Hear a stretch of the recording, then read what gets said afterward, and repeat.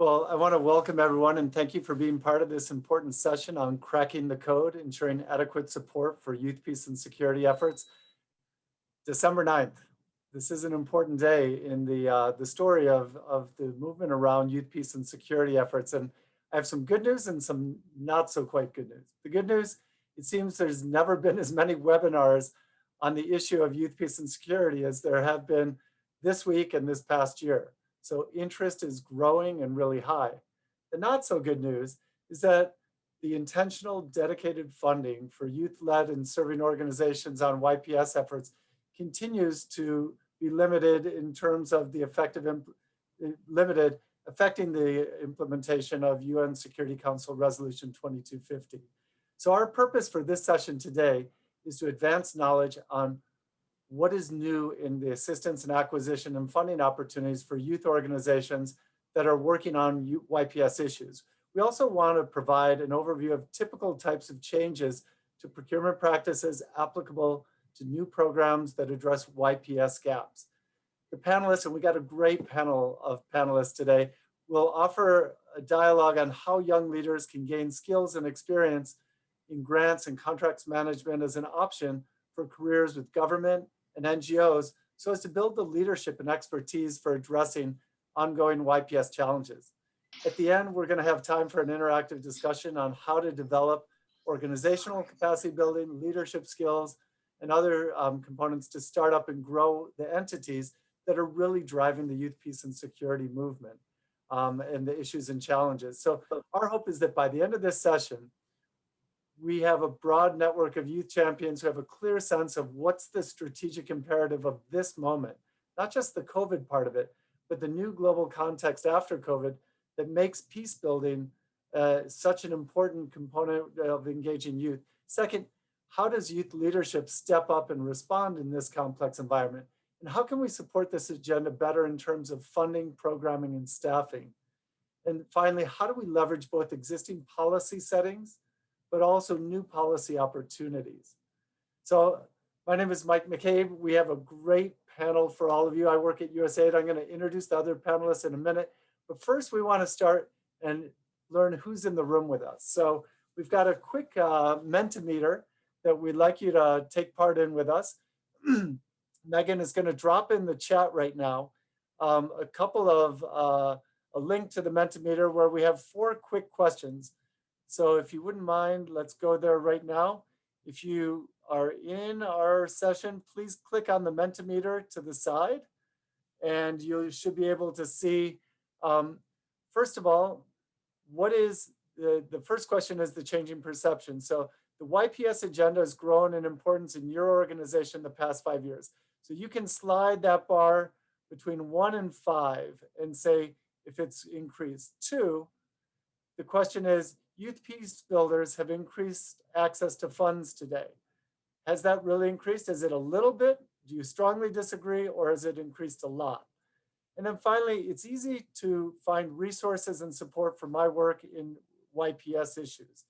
So again, slide that bar and submit it. And then we're going to take a look at what those results are.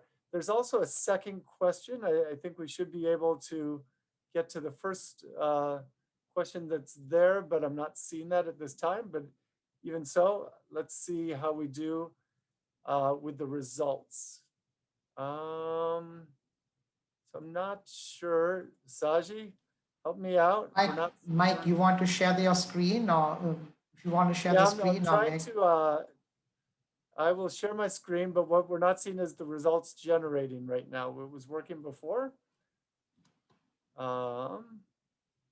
And exit and vote on another presentation. It's just not wanting to do what it did an hour ago when we tested this. So interesting.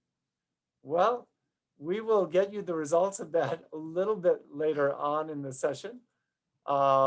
Not sure why it worked just a little while ago, but that is technology. That's why this is not a session on technology and peace building. So what we do want to do is, and I think something that's really important to note here is we've got an array of different sectors represented here and stakeholders that really care about this. And for those that were on the previous session, for example, with members from Congresswoman Grace Meng's office about strategies on how you put forward policies around this. There's a lot of different pieces to this pie to make youth peace and security plans work at a national and a global level, not to mention the local level. Second, YPS is growing priority for a lot of organizations. I will say for USAID, the discussion on YPS has definitely increased dramatically in the past year and will continue to moving forward, and definitely in the past 5 years. And then finally, accessing seed capital and funding continues to be a major barrier. And Anna Mary is going to talk a little bit about how we're trying to change that equation, at least at USAID. So what we're first going to do is we'd like to move right into our panel of experts and hear some of their ideas on how we address these issues of YPS from different perspectives. And I want to invite you to type in your questions and your resources into the comments section as we go through it, and we'll address those. So our first panelist is Romeril Ortiz, the advisor of the United Network of Young Peace Builders, UNOY. And she's a great champion. A number of you know her work. But I'd love to ask Romeril, can you please share with us the state of youth peace and security funding with youth-led organizations? Thank you. No, thank you for having me, for the invitation and the great opportunity to be sharing a little bit on a topic that I feel it's more and more important in the YPS field, this access to funds. And before I go into a little bit the state of YPS funding, I think it's important that we first maybe understand what's actually when what's the characteristic of this youth-led organization working in peace building, so that we also understand the challenges behind. So in that sense, there was actually a survey, a global survey that was conducted to youth-led organization in peace building, led by UNOY Peace Builders and Search for Common Ground a few years ago. And some of the key findings that I found really important also to understand why access is difficult and which are the profiles of those youth-led organizations working in peace building is that we see that a vast majority of the youth-led organization are operating with a very limited funding, and that actually translate with almost half of the respondents, so around 49% of the respondents say that they were operating with less or 5,000 USD per year. So as you can see, very limited capacity in terms of financial resources to actually implement their own programs, projects, and activities. On the other side, we saw from that global survey that actually youth-led organizations are gender balanced and operate with 97% of volunteers. So also to understand what's one very important elements of those organizations being voluntary based for most of them, if not the whole majority. And then important also to understand that, of course, for a lot of those youth organizations, they not always for them fit on under this peace building title or this peace building language, but they might recognize themselves working as activists for climate change or responded to humanitarian crises in social cohesion, reconciliation. So again, a very broad range of intervention from development to humanitarian sector. So that was some of the key findings from that survey that led us to understand a little bit better which and who are those youth-led organizations working in peace building. And at the same time, we also know that a lot of them are actually informal, not registered, so not formalized as in their organization themselves. So I think it's also important when we acknowledge, recognize, and identify the challenges of the youth-led groups, that we also think the differences between the youth-led organization that might be more formalized or registers and the one who are more informal or not officially registered, and that could be also because of some reason in the context that do not allow them to actually register or not register under a peace building umbrella, for instance. So in front of that, if we see the informal groups, we can see that some of the challenges or very big challenges that they are not recognized. Of course, the track record might not be there if there are not official documents that can acknowledge the experience and the work they have been doing. There might be also very limited connection to international donors and community. So I think for the international community and donors, that's the question also to ask ourselves: how do we reach them? How do we make information accessible? If we open funding available to youth-led organizations, are they having this equal access to funding, or just because they are more grassroots, maybe not speaking English, not officially registered, that's already a very big barrier, or like no opportunity to actually access those funds? Then for the formal groups or that are more formalized or registered, we can see, of course, a lot of administrative, bureaucratic barrier for funding, reporting mechanism and requirement that cannot be used with a youth-sensitive language, or not, or putting again obstacles to actually have access to funds and being able to have long-term sustainable intervention in their communities. Then both for formal, informal, we see a lot of barriers, challenges around the power dynamics. So we see that the decision of where the money is going, where the resources are ending, are not in the hands of youth, and they are not, those decisions are most of the time not even shared. So we see that there is no participatory actually mechanism for young people, but for youth-led organization to actually also have their say in where the money is going, which are the priorities, how the context analysis or conflict analysis is being done, putting priority on their recommendation and needs. And then finally, but not less important, as the challenges that we can see right now, and I think it's very much aligned with the latest UN Security Council resolution on youth, peace and security, which is the whole question around protection.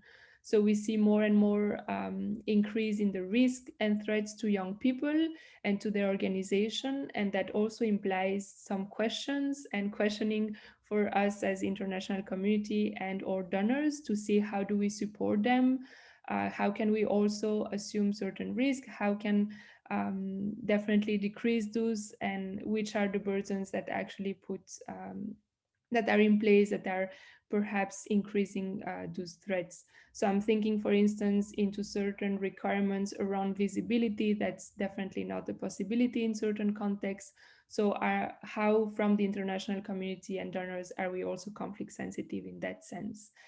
Then just to end very quickly, the good news, or what I would like also to share, is that there has been and there has at the moment certain attempts to see how can we transform how the relationship between those youth groups and the international community and donors to try to reduce some of those barriers. And I would like to mention the Youth 360 approach that has been a methodology developed by Search for Common Ground in collaboration with UNOI Peacebuilder, the UN Alliance of Civilization, and UN Peacebuilding Fund, to actually provide direct funding to grassroots organization, youth-led organization, and also informal ones, to again break those stereotypes, let's say, or those assumptions that we can only fund, register, and formal or formalized youth groups. And at the same time, also in this spirit and principle of putting power in the hands of young people, in that Youth 360 methodology, the grant making process is participatory with the youth groups. So they do have the say into providing their input of where the money can go, which are maybe the most important or pressing issue in their community, etc. And then also providing a whole support system with capacity strengthening program and mentorship program. So that's very important as well, that we think about this support system that we put in place, not only the access to fund, but what is the mechanism around that can support these youth groups. And yes, I think with that, I would like to end this first intervention. I hope I was okay with the time. Thank you. No, thank you so much. I remember the first time I saw the research coming out on, that 49% had budgets of less than 5,000. And it's really hard to imagine of how do we build the long-term sustainability and strength of the sector when we have such a high dependence on volunteers and not enough resources to really build the long-term capacity and institutional components of these organizations. And so that the Youth 360 approach, I think, is going to be key. I'm going to share really quickly my screen so you can see the Mentimeter results, which tie in very well to what you were just referring to. So we can see that sorry about that. Let's try that again one more time. There it is. So we can see of those who voted that the agenda has definitely picked up importance in the last 5 years. So 4 out of 5 on the Likert scale of those who are attending felt that the YPS agenda is really growing in importance. The focus on increased access to funds, however, is still quite low at being only about 2.4 out of the total. And then increased access, whether it's easy to find resources and supported in your work, is also low. And so that's one of the things we really want to explore now is what are we doing as donors? What are we doing as organizations that are partners on this to really build that out? And so we have the pleasure right now of having Anna Mary Coburn from USAID, who is the Senior Advisor on Children and Youth in Conflict in our CPS office, and would like to get your take on what's changing at USAID in terms of how we're engaging and how we're funding opportunities around youth peace and security. Thanks so much, Mike, and thank you, Ramiro, for that really great overview of your report. It's just so helpful to get that information. So I'm Anna Mary, and I work in the brand new bureau at USAID called the Bureau for Conflict Prevention and Stabilization, which will now have a focus across the USAID and USG on preventing conflict and non-conflict violence. We're really happy to have been created. We just got created during the transformation of USAID this past few months. And we also have a new center where I work with a lot of colleagues who are working on violence issues and prevention of violence. It's called the Center for Conflict and Violence Prevention. And this is the first time that USAID has had a whole bureau and a center focused on conflict prevention and ultimately stabilization as well, if there is a conflict. I just want to give you a couple of things we're doing in the new bureau and then focus on how that can be useful and illuminating for youth organizations as well as youth leaders who are looking to build their capacity and contribute to peace building efforts in their own countries. So first we have one instrument called the Programming Effectively Against Conflict and Extremism, PEACE. That includes program evaluations on CVE, at-risk youth, community peace building, and reintegrating ex-combatants. We also have a long-term fund that is annually funded, usually by Congress, called the People-to-People Reconciliation Fund. And that talks about how the communities can build on people-to-people programs to resolve conflicts and avoid wars and civil wars. It teaches communities how to be inclusive and resilient to external threats, respect human rights, and monitor public service delivery. And it supports a return to positive norms and standards, including those for youth. And a substantial number of those people-to-people reconciliation funds programs are focused on youth. We also do conflict assessments, which to date we've done in 7 countries, and that they have been very helpful in informing all program in a particular country and with a mission to be conflict sensitive, so that we're not just doing stovepipe programs in conflict prevention, but we're integrating the principles of conflict sensitivity into all sectors: health, education, economic growth, etc. And we also do a lot of training, and one of our key training tools is the Center's conflict sensitive aid training, which we provide to our Foreign Service nationals, our persons overseas, our Foreign Service officers overseas, as well as to people in USAID Washington. I would say just to give you some numbers, we do the Peace Initiative is $200 million under an IDIQ or a contract. The Reconciliation Fund is usually about $30 million annually, with 35 programs in 27 countries in 2019. And then our training, we've done about 140 participants in 2019. So we're interested in using these programs, and our goal to incorporate engaging young people in peace and security efforts as a strategic imperative to sustain local and international peace and stability and advance U.S. national security. Of course, the big question is, how do we improve access by youth-led serving organizations to new resources to advance this vision?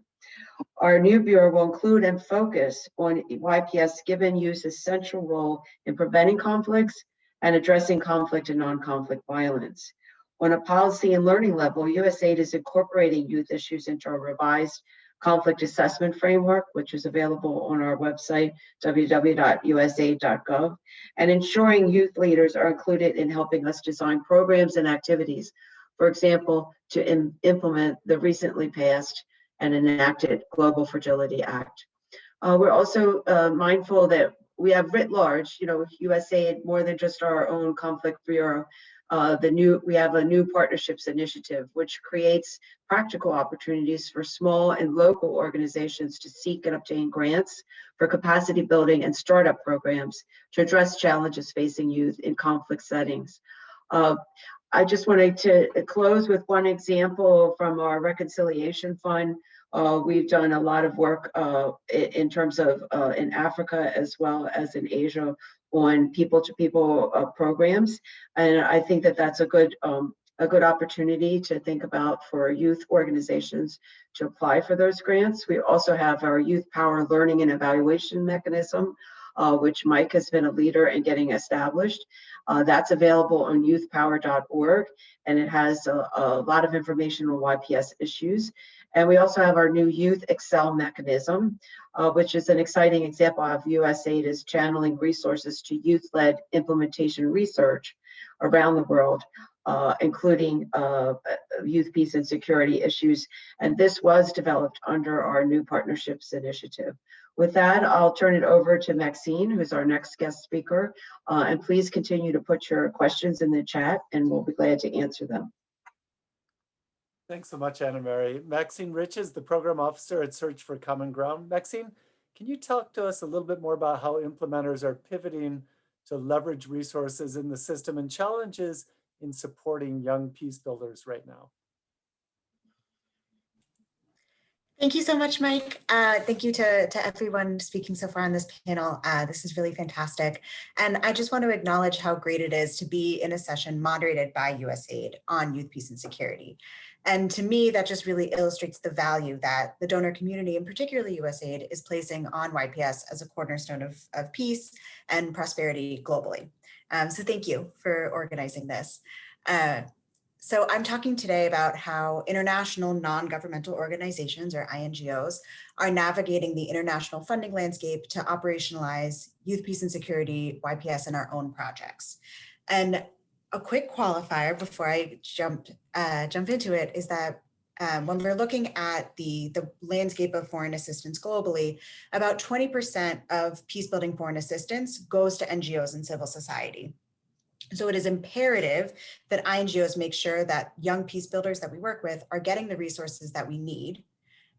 And also important to note that we would hope to grow the overall pie going to civil society. And as we talk about some of the really exciting changes going on at USAID and internationally in the YPS policy and funding landscape, that we're talking about how we can direct funding toward civil society and NGOs.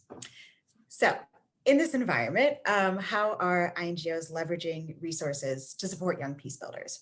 I'd like to talk about one of Search's YPS projects in particular to illustrate a few practical takeaways and lessons learned. So I'd like to highlight our Jastan project in Kyrgyzstan, which we implemented with support from UNPBF, and we just wrapped it up in November. So very fresh learning from that project. And the project aimed to prevent radicalization to violent extremism by bringing together youth leaders, young people from at-risk communities, civil society leaders, and government officials to address young people's grievances and, according to our research, drivers to violent extremism. And by the end of the project, final evaluation coming soon, we saw some real exciting progress made in strengthening the relationship between young people and officials. Young people and officials collaborated to open new youth centers, libraries, tolerance centers in each of the 15 target oblasts. We even saw that one chief of police in one target area attributed a decrease in crime to their partnership with youth. So I may be biased, but I think it was a fairly successful program. And I think it provides some helpful takeaways for INGOs and implementers in this group today. So the first really key takeaway is that young people should run YPS programs. Search's coordinator for this project was herself a young Kyrgyz woman.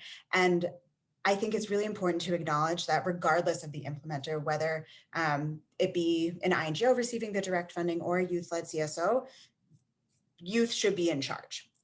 It makes our intervention more authentic, more credible, and better able to speak to the target populations that we're actually trying to work with.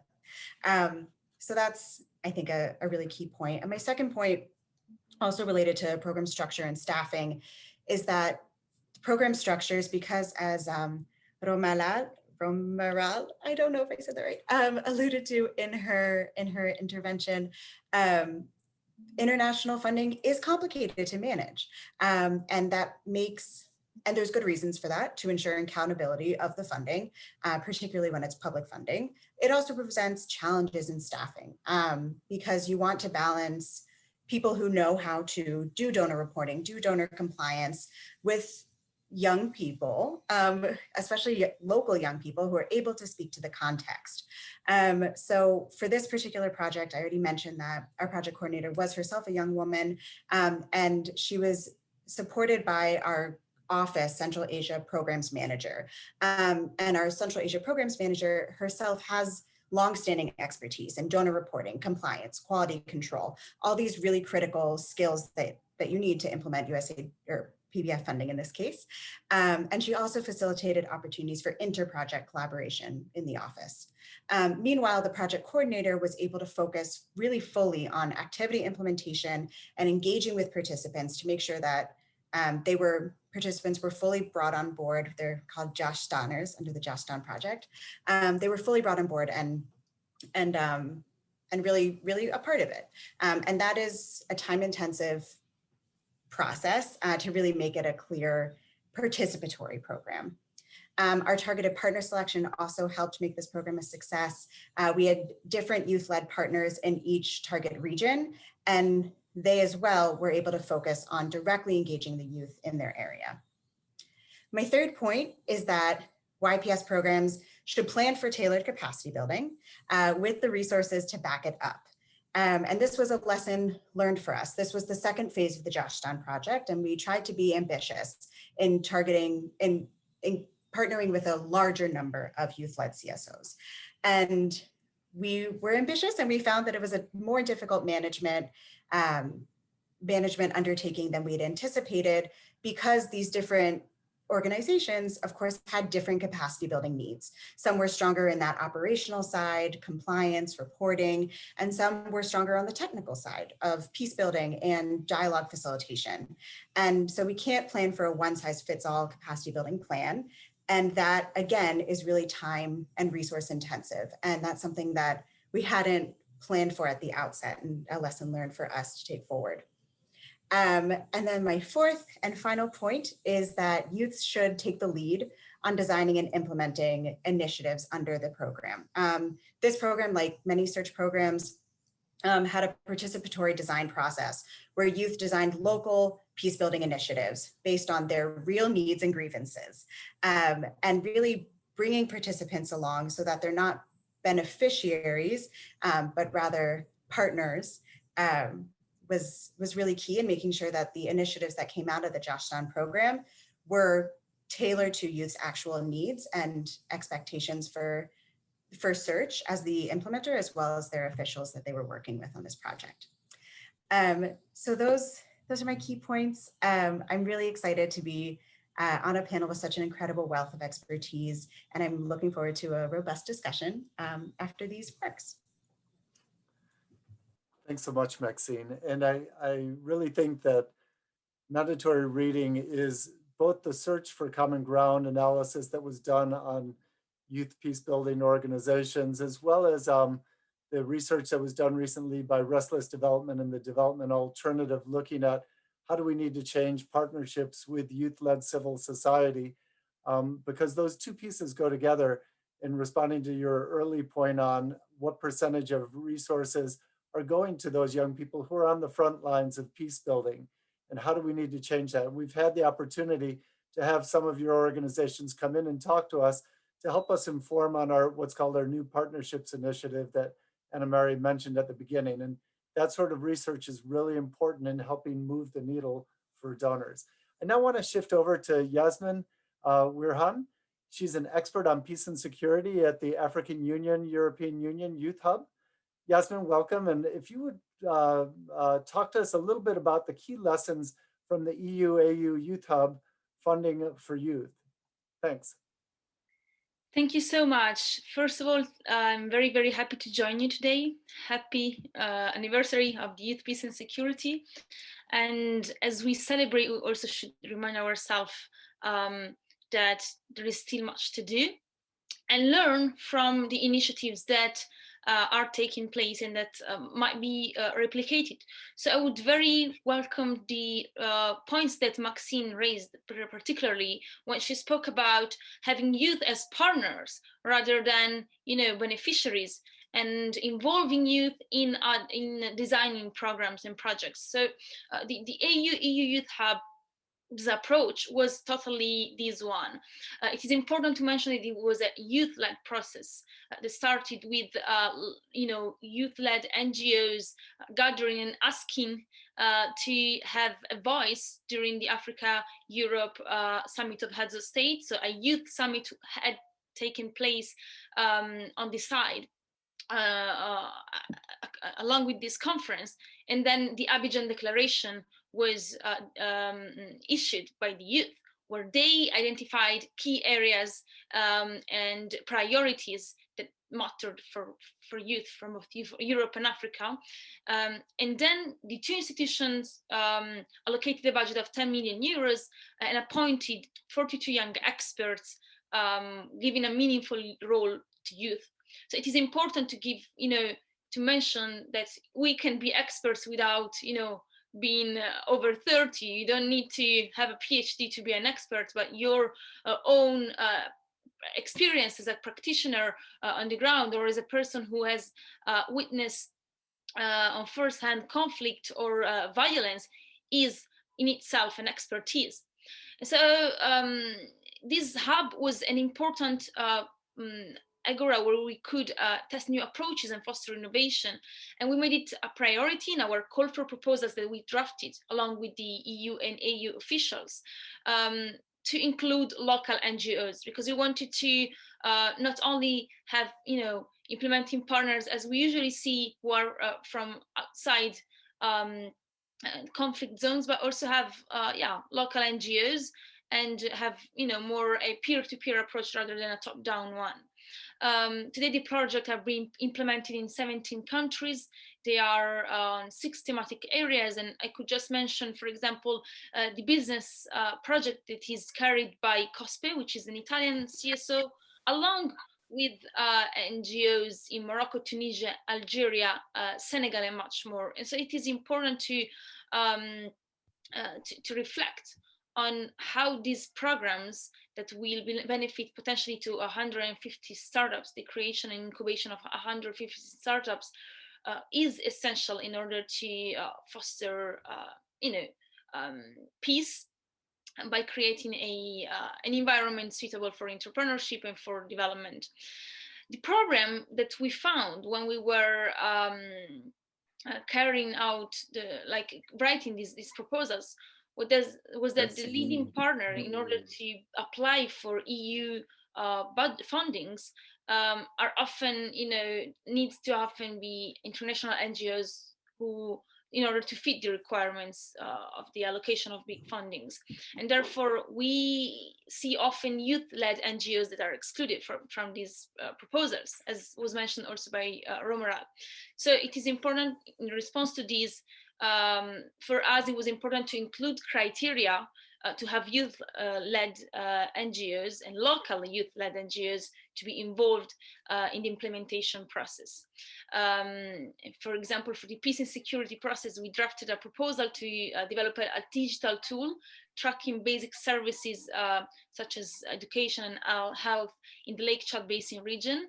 And this would be meant to support stabilization efforts in the region, which is one of the most urgent crisis, humanitarian crisis in the world, and led into peace processes.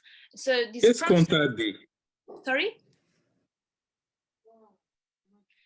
So this project, in this project, the expertise of our colleagues, Nigerian colleagues, Imrana and Oye, was essential because they helped identifying key areas that were first not taken in consideration by the implementing partners, but their expertise on the ground helped understand that the area that was first picked by the implementing partner was without, access to the internet, and therefore could not be suitable for our project, who needs the internet in order to collect data through iPads and technological devices. So their support was essential, and so this even more proves how we need local experts and local youth experts in order to support the project that we carry across the region. So yeah, these would be my main points. Thank you so much, Yasmin. All right, so the smartest person in the room is the room, which basically means all of you come to this discussion with a lot of experience and input. But I'd like you to take 15 seconds right now. And I want you to think about what you've heard over the first 30 minutes here. And I'd like you to type in a question or a comment into the chat box. We're going to take a short pause between the next section of our session here. And we'd like to get a couple of questions from those who have been in the room but not speaking, to kind of see what's resonated with you and where do you have questions that are still pending. So take about 15 seconds. And I really challenge each of you to think about either a short comment or a question that you'd like to drop into the chat. This is a community, so there's no right or wrong and no judging on it. So.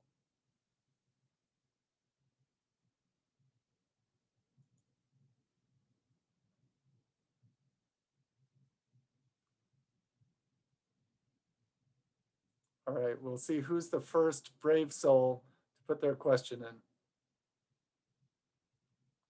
Lots of different thinking about in terms of from the donor perspective, from the youth-led organization perspective, from the international and the national NGO perspective.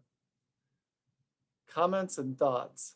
It is Chatham House rule discussion. So Shannon asks, what resonated with me was the actual donor requirements often exclude the ability of youth-led organizations to apply and rely on, and that need to rely on INGOs. Due to this large barrier, how can INGOs better partner with youth to get voices to the forefront? And then a second question, just so we bundle these two together. I really appreciate the commitment to having young people lead their programs. Absolutely.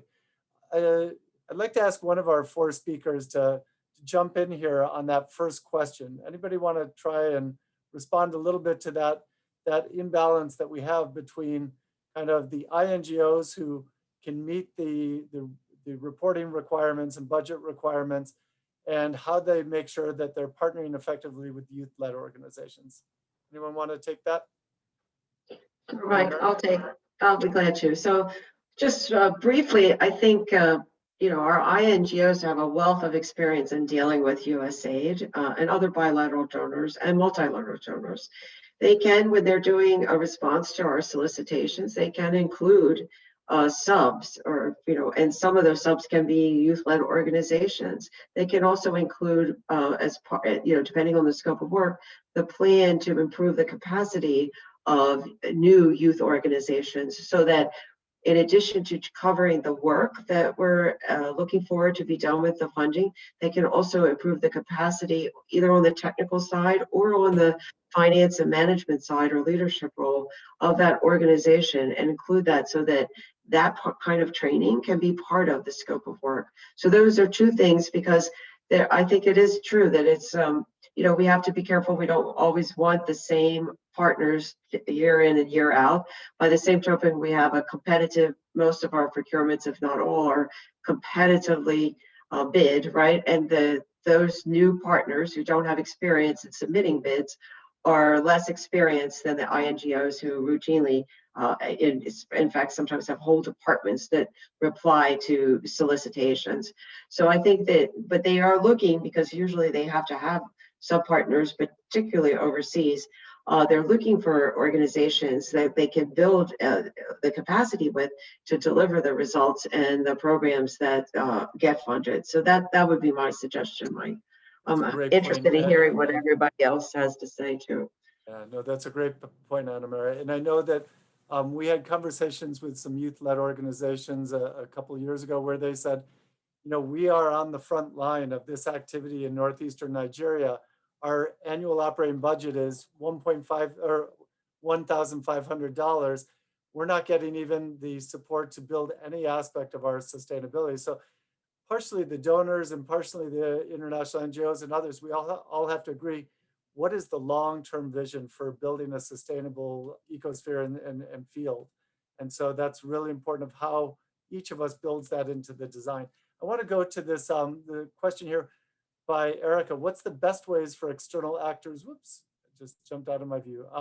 Best ways for external actors to protect youth leaders where undemocratic forces are trying to shut them down. Yasmin, could you take that one for a minute? Just your reaction to that? Yeah, I think it is exactly, when you talk about resources and having access to programs, it is important to know that there is many ways to support young peace builders. For example, joining programs.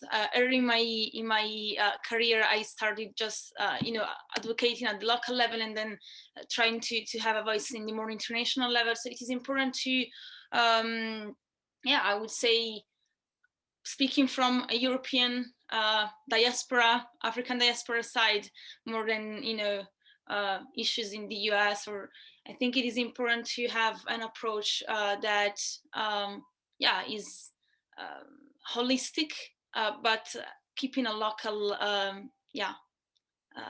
lens. So excellent, thanks. I want to ask Romerel on this question from Xander. Xander writes, as a youth who recently entered the field, I really appreciate the comments around capacity building and interacting with donors, like on grant reporting. This feels like a huge barrier for youth-led organizations that could be helped with capacity building from INGOs. Can you talk a little bit about how you're doing that through the work of your organization? Thank you. So if I can speak a little bit from the U360 approach methodology that I was mentioning before, as I was saying, so there are three different elements within that methodology or approach. One is to give access to the youth groups, including formal and informal, so access to funding for their peace building work. And at the same time, that comes with this support system, as I mentioned, which includes participation and access to workshops. And that can go from how I design a project, how I do a conflict analysis, because what I see is that definitely young people know very well their community, they know very well which are the main issues, but maybe having certain tools where they can systematize, where they can map which are the key actors with whom perhaps they should be working or not, where are the threats, etc. Those things are very important, and we accompany that with a mentorship program so that they have a mentor that throughout can accompany them in the implementation reporting phases to make sure that there is that compliance around certain requirement, as we were mentioning. At the same time, I also want to highlight that I believe the capacity strengthening, capacity development program should also go for the donor or international community to understand better how those youth-led organizations are operating, how they actually understand the impact, what's the language they put behind indicators, and not only trying to, as we say, transform those youth-led groups, informal, formal, into NGOs very well established, because I think there is the risk that we are killing the momentum, we are killing or draining their ideas and the way they are operating. So I think we also need to be very careful that that capacity building aspect does not force them to basically fit into a box, but also trying to see how from our side as donor international community, we are also learning from their own processes, how they work, how they evaluate their project, etc., and that we also try to find that that middle ground in that aspect. So that's Excellent. from my side. Thank you so much. So we're going to transition a little bit, and Maxine, I'm going to have you start on this section, but thanks for each of those opening points and reflections on the questions. One of the great challenges to the YPS field is how we're professionalizing the capacity of each of our organizations, whether it's youth-led groups in Mali or a large donor organization. What I'd like to do is invite each of our panelists to start off by briefly sharing in 5 minutes or less how you got started in the field and your journey, some of your suggestions on career paths, and what do you wish you had known when you got started early on in your career? And Maxine, we're going to start with you, but I'll also ask you to add on one additional component, which is responding to the question from KM Lance. What are some of the resources to support youth peace builders and aspiring peace builders working on issues in the US? Just because I thought you might have an insight on that as well. So, Maxine? That's fantastic. So I think I'll start with the first question from KM Lance. And in my free time, I actually am trying to work on a few different initiatives related to US peace building, including one on a competing panel happening right now, hosted by Urban Rural Action. So a lot of your question, I think, gets at an issue that I see, which is that US peace building is a new idea. It's the actual activities are not new. Young people have been leading social justice movements in the US for generations. But this phrase peace building in the US, I think is relatively new. There's some really interesting organizations or foundations funding this work. I think we heard yesterday from the Ford Foundation. They're doing some cool work in this space. And you should also check out your local government. I'm from Montgomery County, Maryland, and I know Montgomery County in particular tries to support these sorts of civic engagement activities, even if it's not under the term peace building. So I'm really excited you asked that question. On the career side, so I started with search. I was an intern in our Morocco office. I am not Moroccan, but I studied abroad there in university, and I was really excited and really wanted to go back. So I was fortunate enough to be able to take an unpaid internship in Morocco, and that eventually turned into a job. And I was there for a year and a half before coming back to the United States and working with Search for Common Ground's headquarters here in DC. So a few different points that I would say is the importance of using your network and being really clear that you want to work in peace building. And I think I see this in the chat as well, really trying to make connections with people who are older than you or also your peers, even just 1 or 2 years older. They're often the ones who are going to know about job openings first and have that insight and that knowledge. The second thing I would say, and my former supervisor is here, so she knows I have this problem too, but young people are not always the best about talking about our own value add and our own qualifications. And I think this is particularly true for your young women. Imposter syndrome is real. And I think continuing to practice and frame what you're doing as part of contributing to the larger mission of the organization. Because even if it is junior level work, it is still really, really critical to your organization, to your community. So that's what I would also say for those trying to start a new career in peace building. I would also say peace builders are incredibly friendly, which is a bonus. So very willing to chat with you about, Saji in particular is great at this, chat with you about career opportunities and how you can move forward in this field. Thank you so much. Yasmin, can you talk to us a little bit how you got started in the youth, peace, and security area, suggestions for your career path or career paths for others, and what is it that you wish you knew when you got started? Well, what I wish I knew was that, yeah, I am legitimate to talk about peace, even though I don't live in a conflict zone. And this, I think I discovered it when I discovered the Youth, Peace and Security resolution while joining the United Nations Young Peace Builders a few years ago, and by the way, with Romeral. But I think it is important to understand that those who came before us, they really built a legacy that we are today able to carry, and you know, it is our responsibility as young people coming after also to make sure that it is being implemented.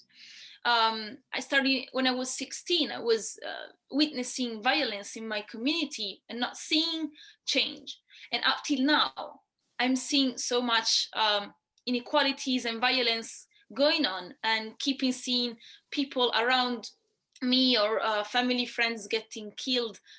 And it's not a conflict country where I live. It's, you know, I live in France, right? But still, we need to talk about peace and peace building also in these regions, and especially as immigrant sons. And we have these, I think, also we have these double identities that we struggle with as immigrant sons. And I found a certain peace by creating We Belong with other young women, where we amplify the voice of immigrant daughters living in Europe, and reminding each other that we can be both, you know, for me, European and African, and serve both continents, but also that it is important to give back to both countries and continents. And so my quick advice for people who want to get started is understanding that it takes time. Mental health is super important. At one point you will arrive into a point where you don't see change, or where you keep, you know, repeating the same things, but you have to take a step back sometimes and then come back stronger.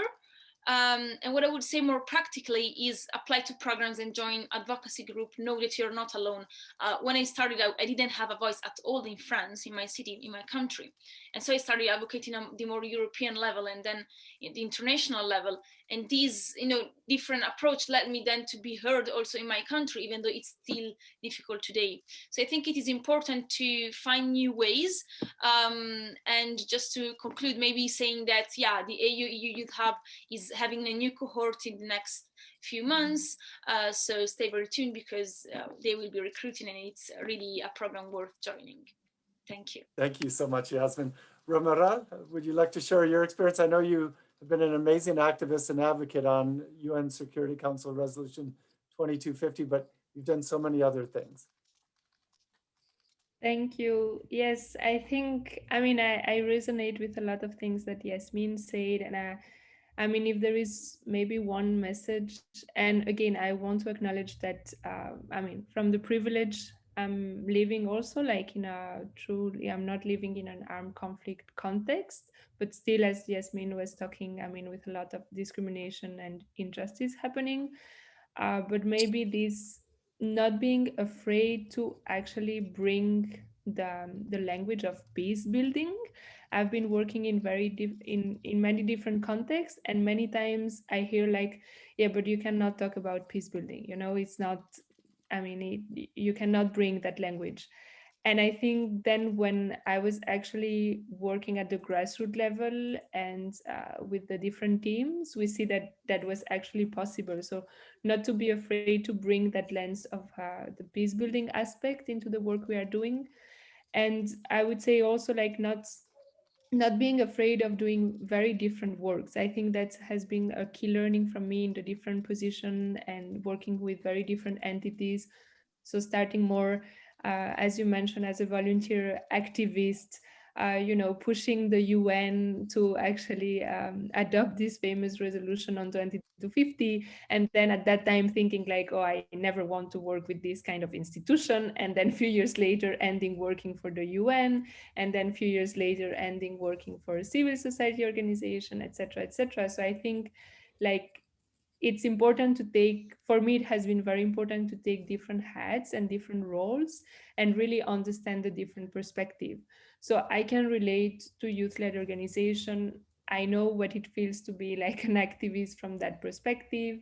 I know what it is to be in an institution that might feel like a little bit like a monster, very bureaucratic, very slow, but then also acknowledging a lot of people who are pushing for the agenda, then seeing the role of maybe more civil society organization, youth focused one, as for instance, the work I've been supporting with Search for Common Ground. So I think having those different roles and perspective have been very important to bring more this not judging side, but also being very positively, constructively criticizing, to move forward things, because I don't think we can just stay silent. So I think that has been something very important in what I've seen. And then bringing the inner peace aspect. I think I again resonate with Yasmin on the mental health aspect. I think for me at some point it was, okay, we are working so much around peace building, but what about inner peace? So I think that has been also key. So yeah, thank you. That last piece is so important. The USAID in the past year has started an agency-wide working group, as well as hired 2 senior advisors on mental health to bring that aspect into mainstreaming into all the work we do, whether it's in the peace and security, the humanitarian space, the health. That is such an important role, and especially, and it impacts us both as those who are working on the front line and those who are working with. So I think that that's an important point. Anna Mary, you and I are what we might call in our second generation of youth. So you've got a lot of wonderful experience, an amazing career. Tell us a little bit about like how your perspective has changed on youth peace and security throughout this long and effective career you've had, and what you wish you had known at the beginning. So I think I wish I knew it's always the most important thing is to follow your heart. I really, whatever your passion is, that will lead you through your career better than any courses, any job, or any networking. So that's what I wish someone had told me, because once I figured out what my passion was, my career worked for me step by step. I'm a lawyer by training, and I started out in the jobs that everybody said we should get in corporate law, and I was not very happy in that.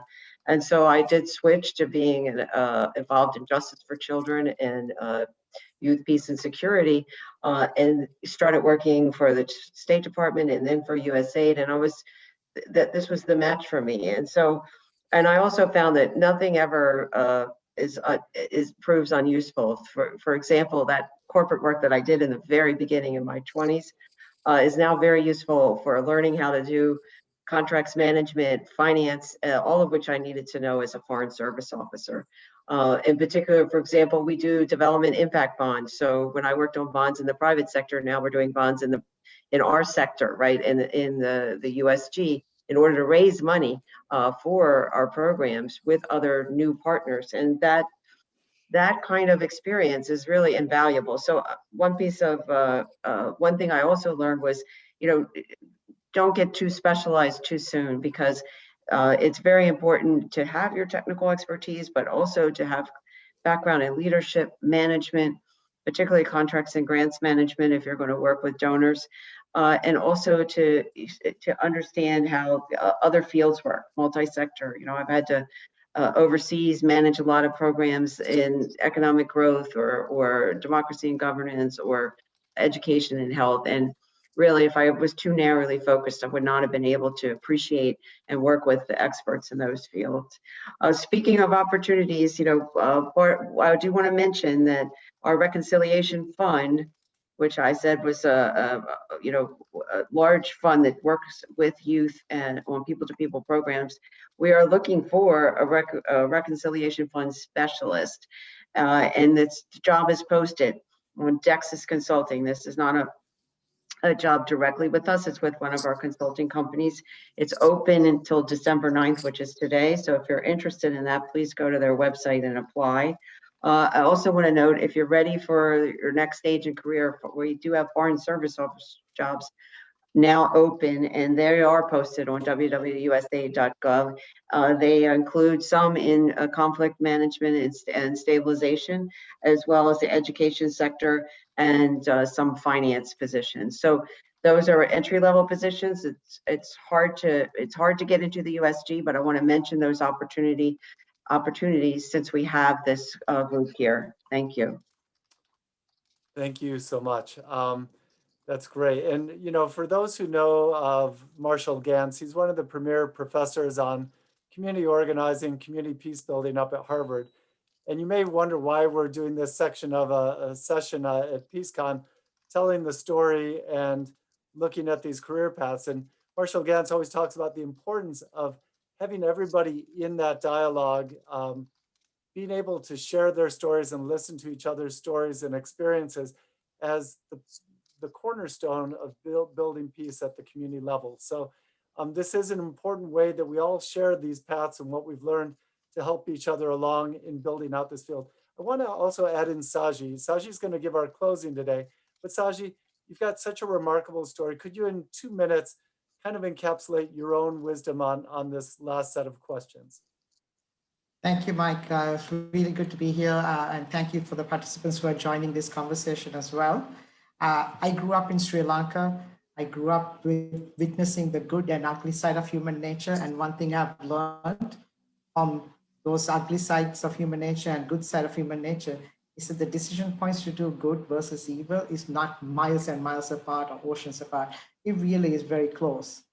And we see that dilemma unfolding now in many parts of the world, including in Europe and in the United States. So convincing people to do bad or good, the decisions are very close. So this is where power of peace builders come in.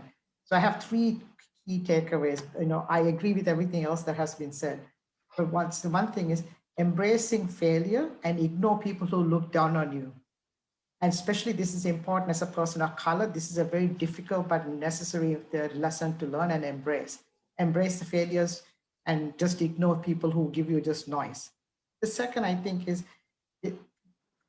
there's an urgent need to put people over institutions. When we are part of institutions, we are afraid to putting people first.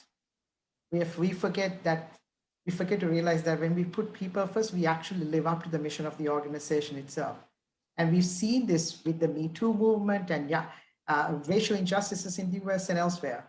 So with young people, this is one of the big reasons why they have lost faith in us as institutions. So this is really important to understand as peace builders, how do we stand up to this?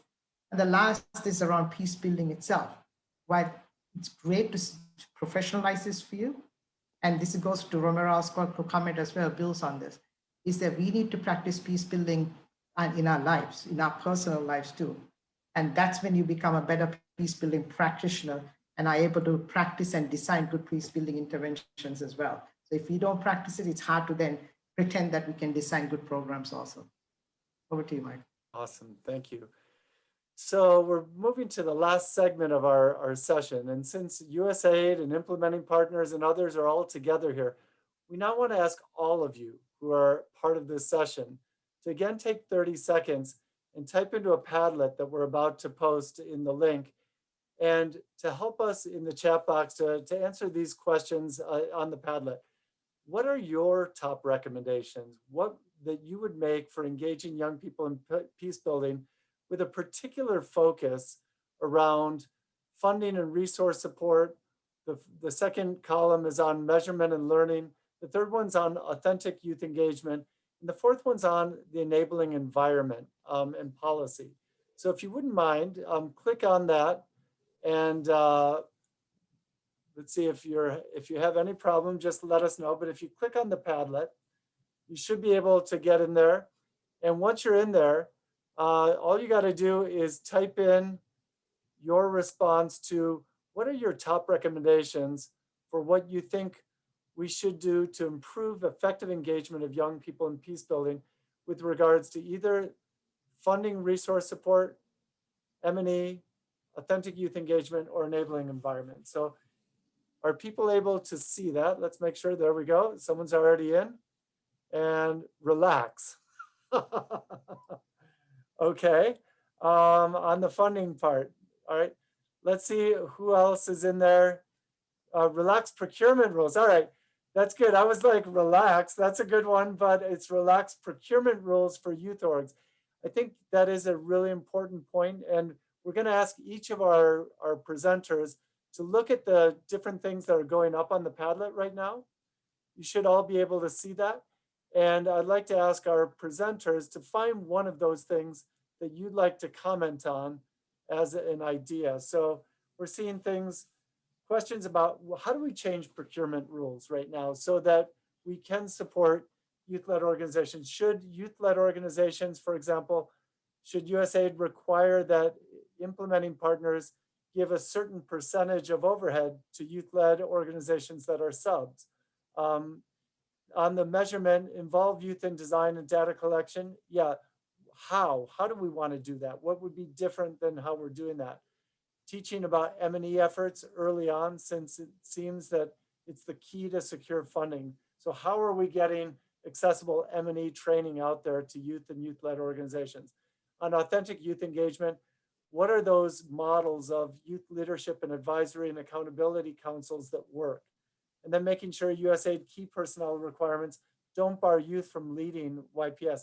That is a great one. And we've actually started talking about this as we look at new hiring, because there's certain ways that when you design a new position description in the US government, that we can accidentally lock out people who may have tremendous experience, but because they don't have a certain level of education, we're not looking at them and we're missing out on qualified personnel.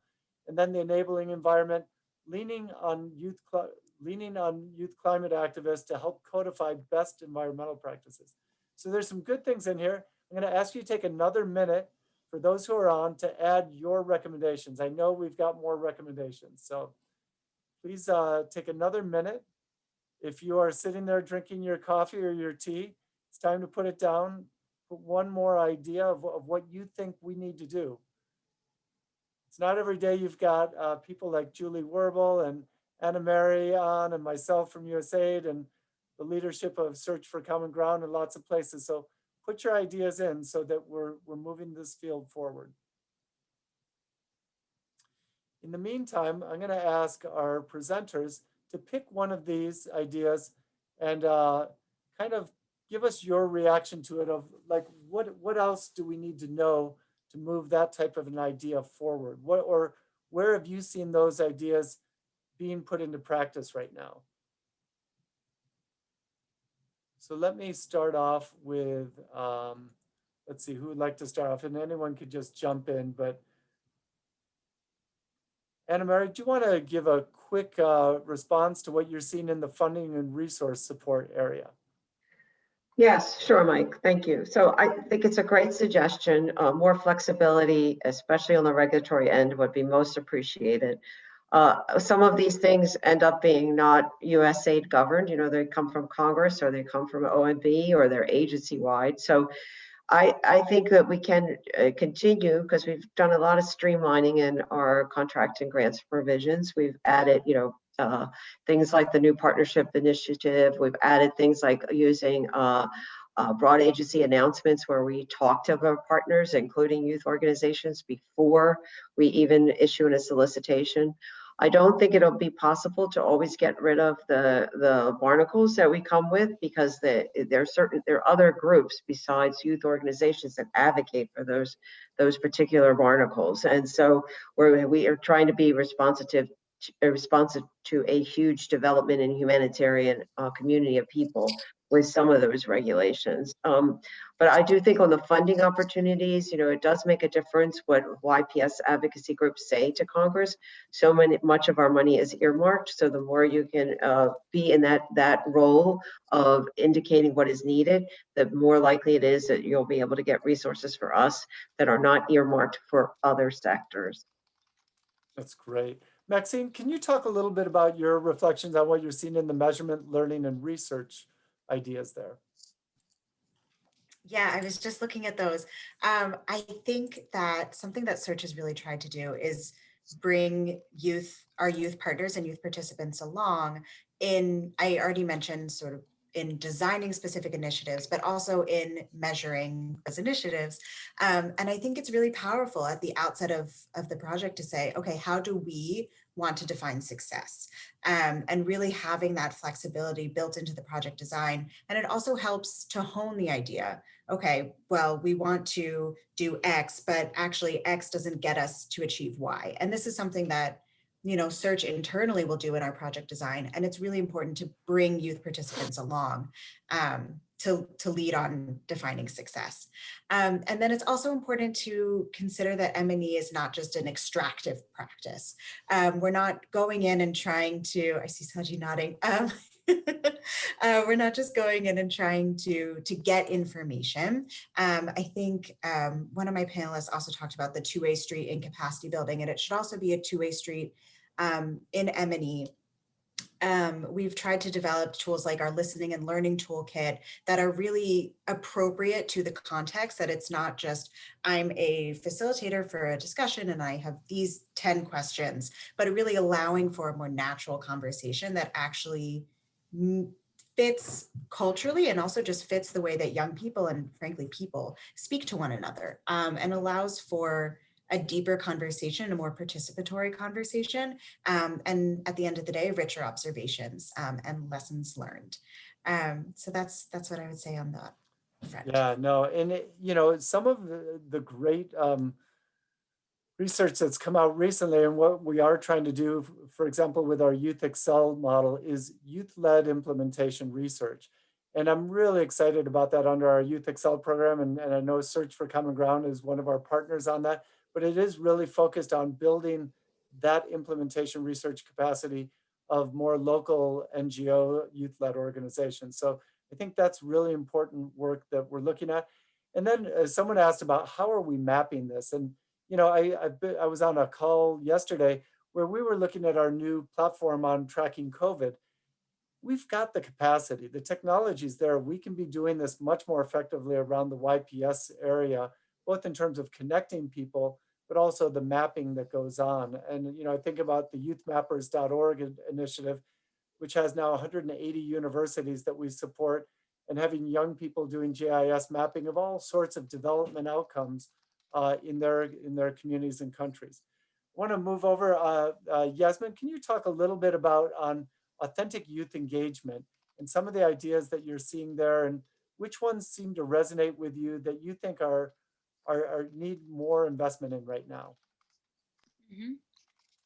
Well, I'm seeing youth-led advisory groups to be established. I think it is important, in order to talk about authentic youth engagement, it is important to reflect on not only hearing from the youth, but also having them as concrete actors.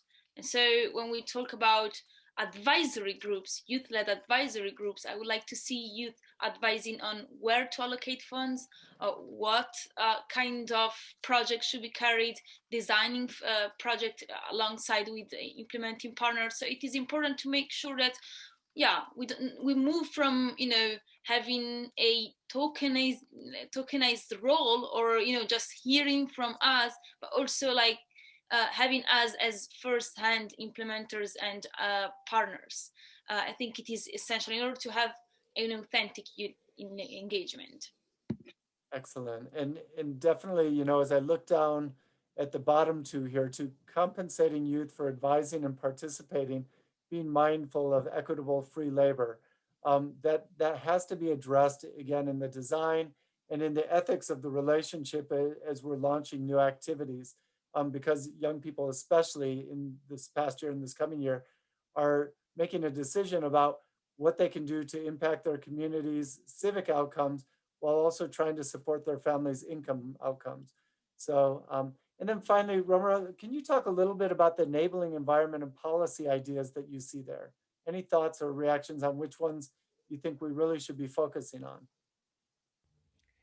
Thank you. Yes, from what I'm seeing and reading from the Padlets, I can see that, the main elements is about this partnership and learning from each other, and then also like understanding the diversity and that young people are not an homogeneous group. So in that sense, for me, what I feel is very important when we talk about this environment and the policy level is how do we transform the relationships. So it's not only like how do we build the capacity of young people, as I mentioned before, but how do we also build the capacities of at the policy level or decision makers, etc., etc. And in that sense that we understand, especially when it comes to the access to funding, that it's not a yes or no question. It's about also the quality, who is able to access those funds, in which term, in which condition, who has the power of decision in their hands. So I think that's very important that we look at that access from a more holistic approach and not just like a box to tick. And in that sense, again, I really want to emphasize in how do we transform the relationship at the policy level, and we enable that environment to happen and to rebuild the trust with the youth groups and with the young people in general when it comes to peace and security. Yeah, thank you. I do want to give a chance if anybody else would like to type a comment or a question in the chat right now before we move to our kind of closing comments by Saji. This would be the time to kind of type in that question, or if you have a reaction to the things you've heard so far. So we'll give you about 30 seconds to type in any comments or questions that you have based on what you just heard. I'm also really curious by the person who put in the comment about how do we learn from the youth environmental activist movement. What are lessons we can draw from other movements that may be getting traction in their work? And especially around policy and enabling environment, too often, and Saji and I were both on a different presentation earlier this morning, where we were looking at national action plans on violence prevention and on youth peace and security, but making sure that young people are part of those designs, whether it's at a local or a national plan of action on violent extremism or on peace and security, is super important. And we're still not there in terms of getting a smooth process by which the different actors understand how to bring in representative voices of young people. Xander asks, this is a great session, thank you so much. And the hive mind on the Padlet, excellent. Any other questions that people have or comments?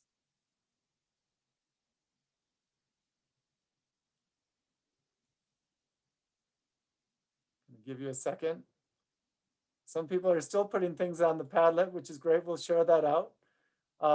So what I want to do, I'm gonna transition it over to Saji, who is always such an inspirational person for me in terms of how he authentically engages young people and partners from across lots of different backgrounds in how we talk about this issue. He and I were part of a series of dialogues with AFRICOM, for example, last year, in how young peace builders talk with the military and security forces and helping them understand what young people and young people are doing and thinking, and how do we strengthen those dialogues that are going on. So we have to talk across multiple sectors, and too often youth have to bring their own chair to those dialogue tables, and we want to change that dynamic. So Saji, if you wouldn't mind closing us out with this session about looking at what you heard about the imperative for policy and targeted investment, and why you believe that an independent Youth Peace and Security Act and fund are necessary. Thank you, Mike. Really good to be back again. And thanks for the kind words as well. I'm really happy that, as Maxine said, USAID is hosting this discussion, but also having 3 young women speaking about this issue as key informal discussants. And that's really important to note as well. I mean, this is a topic about youth, and young people are the ones also leading that conversation. It's important to note that as well. So thanks for the leadership from USAID to putting young people up front as experts on this topic itself. This is our 5-year anniversary of the Resolution 2250 that kickstarted at a policy level the YPS agenda itself. Young people have, for many years before that, have been advocating and working on these issues for decades and longer. So as we start to think back, a lot of good points have been made, right? And from the speakers as well as some of the participants as well. So I just want to reflect a few things based on what I've heard. There's three kind of overarching points that are coming across. One is there's an urgent need for serious political buy-in for this agenda where young people are seen as partners. The US Yps Act, which was introduced in March on the House side of the United States Congress, HR 6174, is a huge step in the right direction. And in the United States, and it's the first country to propose legislation. And earlier today, Representative Grace Meng and Susan Brooks were talked earlier today about this as well, and Megan was a good facilitator of that discussion. And if that is adopted in the next year, legislative year, it will send a powerful message to the world about how to invest in youth-led peace building, because it shows, it pushes institutions, including USAID and the US government, to think differently about the partnership approach young people play in shaping this agenda. I think it's a really important direction to think about. The other part of the political buy-in is also happening. Besides working at Search, the other hat I wear is I co-chair the Global Coalition on Youth, Peace and Security in partnership with the United Nations Peace Building Support Office and the Euau Peace Builders, who you heard a lot about so far today itself. And we've been the ones shaping at a global level the political agenda on youth, peace and security. And in the coming year, what's one thing that is happening that is relevant for all of you is to build up greater political buy-in in partnership with the governments of Finland, Colombia, and Qatar. We are hosting the heads of government in a prime minister president level conference and bringing together about 30 heads of states to come to sit alongside international organizations like from the European Union to the African Union to the United Nations, US government, and young people at the same table, virtual, or actually this will be in person, hopefully, to talk about young people as partners in shaping an inclusive peace and security agenda. There are two outputs that are going to come out of this. This conference is in May next year, 2021. Two key outputs. The first output is guidance for governments on how to develop an inclusive youth, peace and security strategy that includes national action plans also.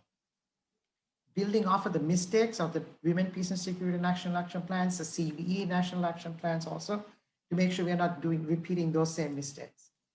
The second output is a 5-year strategy on strengthening youth inclusive peace processes. And this is really important because often peace processes, whether they're in the Sudans of the world, to the Myanmars of the world, to Afghanistans of the world, are negotiated between men in government who are way older than the median age of the population and men with guns. And often they carve out deals that actually leave behind men and women, young people and women. And they are the ones who are left to carry the burden of these bad deals. It's about strengthening a more inclusive agenda on peace and security. It's kind of introducing the next generation of peace process work itself. And in a post-COVID world, we have to do so much more about this. That's why this agenda is important and the political buy-in is important. It's critical that we build this field together as opposed to siloing this field into like million-odd pieces and watering down this agenda.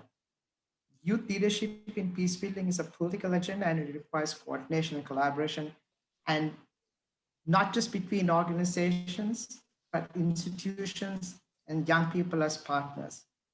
Otherwise, this agenda won't go too far. And the next 5 years, because we're 5 years now into this resolution, the next 5 years, we had to reimagine governance structures, partnership structures to do that. The second point I want to make is something that one of the participants already brought up, is the protection issues. As we increase funding, as we increase voice and action and investments and partnerships for young peace builders, we cannot underestimate the risks that we put them at. Around the world, young peace builders are coming under increased attack by state and non-state actors. Funding mechanisms should look at safeguarding and protection as part of a conflict analysis process and make sure that they allocate money for ensuring protection something as critical as doing good gender analysis and age analysis as well. So when we say protection and safeguarding, I really mean not just physical protection, even though that's a very important thing and that's the first response. But the other things that need to be thought through in a holistic way is the digital protection, the legal, political, economic, socio-cultural aspects, including mental health that was also talked about. So we need to think about this in a much more holistic way, not in a quick reaction or physical way only. This is what young people continue to talk about in the progress study, talks a lot about this, and we'll give you the link to that. So the Global Coalition is also developing a global framework around strengthening protection itself and getting this international community to actually embrace this. And I think the donors have an important role to play in this, not as an afterthought, but as a strategic program design process itself. And the third and last point I want to make is around financing this youth leadership. Okay, one of the major questions, and you saw in the Padlet lots of comments about, relaxing the procurement requirements, relaxing the rules, all those things. And the EU, USAID, Anna Marie pointed out some of the great opportunities at USAID around supporting youth work. UN Peacebuilding Fund has, in the last 5 years, given about $50 million to supporting youth-led efforts. FCDO in the UK is increasing their interest in this work in financing youth leadership too. And this is fantastic, but this is not enough because there are inherent barriers and that still exist. And this is clearly coming out in this conversation that Romero, Maxine, and Yasmin also talked about. So we want to take this moment to announce that search in partnership with Unite Peacebuilders is, Unite Peacebuilders, for those who don't know, is the largest youth-led network focused on peace building. And we are together collectively and as part of the Global Coalition, launching an independent fund on youth peace and security as well. The ambition is to only raise $1 per young person. It's a small investment of $1 per young person. But when you think about how many young people are in the world today between 10 and 24, it's about 1.85 billion people, young people. So the fund ambition is about a $1.8 billion fund itself. And what is unique about this fund is that young people will be the co-owners and co-investors in this fund. No longer is enough that we have a rich donor, government or individual investing in something that is going to go far away. We want we the people to co-own this, and we the people here are young people who are the ones who are also part of this fund. It pushes the envelope on how to think about funding and resource allocation itself. And as several of the Padlet comments around this is it includes a holistic support that Romero talks about around Youth 360 leadership, but also the collective ability for young people to decide who gets the money in for what programs. So itself is an important part of the fund itself. And it has a three-phased approach. Over the next 2 years, we will work with key investors and partners to really develop the mechanisms, the governance process, and the fund distribution mechanisms so that reduce the burden on young people. We don't want young people to start an NGO just so they can have access to money. This is one of the burdens and barriers we want to break away from. So this is what the fund will also address. And after 2 years of figuring all this out, we will make this an independent fund, completely independent of search.